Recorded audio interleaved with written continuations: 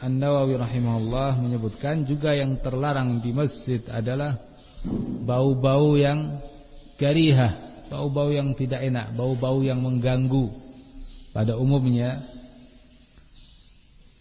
disebutkan secara khusus dalam hadis Nabi sallallahu alaihi wasallam, yakni as-saum, al-basal, bawang putih atau bawang merah, atau kurras, ya, tanaman tertentu yang disebut dengan nama tersebut, dan juga menimbulkan bau yang mengganggu. Kemudian kata Nawawi rahimahullah, au ghairahu, atau yang lain yang memiliki bau yang semacam itu, ya, sehingga hukum ini tidak terkait secara khusus dengan apa yang disebut dalam hadis Nabi, tapi dikiaskan dengannya makanan-makanan yang lain, atau bahkan bukan makanan sekalipun, yang berbau dan mengganggu. Misalnya yang cukup mengganggu juga pete, ya, jengkol. Umumnya orang terganggu dengan bau-bau tersebut.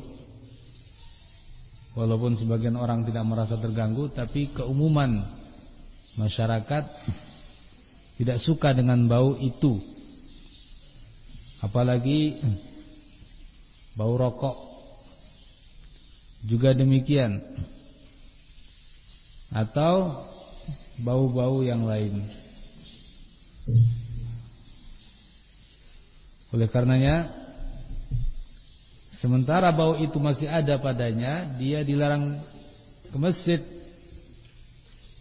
qabla zawali raihatihi, sebelum hilang. Sampai hilang baru dia boleh ke masjid lagi. Kecuali dalam kondisi darurat, maka dia boleh ke masjid dengan bau tersebut. Hal ini karena beberapa hadis Nabi sallallahu alaihi wasallam yang menyebutkan dengan tegas tentang larangan beliau terhadap hal-hal yang tadi disebutkan. An-Nawawi rahimahullah menyebutkan kepada kita beberapa hadis. Yang pertama, an Ibnu Umar radhiyallahu anhuma, anna an-nabiy sallallahu alaihi wasallam qala, man akala min hadhihi asy-syajarah, yani ats-tsum, fala yaqrabanna masjidana. Muttafaqun alaih, wa fi riwayatin li Muslim, masajidana.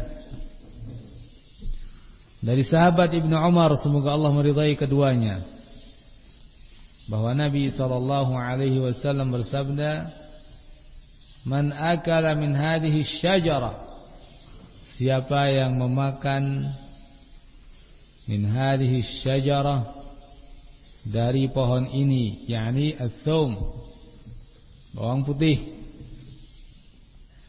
fala yaqrabanna masjidana, jangan sekali-kali dia mendekati masjid kami. Hadis sepakati oleh Bukhari dan Muslim. Dalam riwayat Muslim dengan lafaz masajidana, masjid-masjid kami. Sehingga ini bersifat umum, bukan hanya terkait dengan masjid Nabi di Madinah, tapi juga terkait dengan masjid-masjid yang lain. Sehingga ini adalah hukum yang sifatnya menyeluruh. Dan Nabi sallallahu alaihi wasallam melarang dengan keras di sini. Beliau katakan fala yaqrabanna, yang artinya jangan sekali-kali mendekati. Dengan nun at-taukid, huruf nun untuk penekanan suatu makna. Fala yaqrabanna, jangan sekali-kali ia mendekati. Nun taukid as-sakilah. Jadi larangan ini adalah larangan yang keras, ya.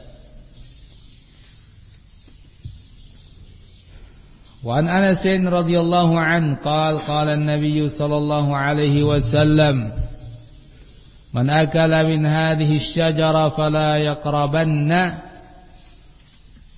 wa la yusalliyanna ma'ana, muttafaqun alaih. Dalam riwayat melalui sahabat Anas, ia berkata bahwa Nabi bersabda, siapa yang makan min hadhihi syajarah, dari pohon ini yang tadi disebutkan, fala yaqrabanna, jangan sekali-kali mendekati kami. Nah, Nabi sendiri tidak mau didekati. Wala yusalliyanna ma'ana, jangan sekali-kali salat bersama kami. Nah, jadi Nabi SAW tidak suka dengan bau-bau tersebut. Tidak suka orang mendekati beliau dalam kondisi berbau semacam itu. Lebih-lebih dalam salat, ketika seorang hendak menghadapkan dirinya kepada Allah Azza wa Jalla, ketika seseorang ingin bermunajat dengan Rabbnya, ingin mencari kekhusyuan, maka lebih-lebih lagi saat itu tidak diperbolehkan bau-bau yang seperti itu masuk ke masjid. Orang yang punya bau seperti itu akan mengganggu yang lain. Seorang yang ingin khusyuk bisa hilang kekhusyuannya disebabkan bau tersebut. Dia terganggu. Dan seperti dalam hadis yang akan datang, malaikat terganggu dengan bau-bau tersebut. Mereka dalam hal ini seperti Bani Adam, merasa terganggu dengan bau-bau yang tidak enak, sebagaimana Bani Adam juga terganggu dengan bau-bau yang seperti itu. An-Nawawi rahimahullah menyebutkan juga yang terlarang di masjid adalah bau-bau yang karihah, bau-bau yang tidak enak, bau-bau yang mengganggu. Pada umumnya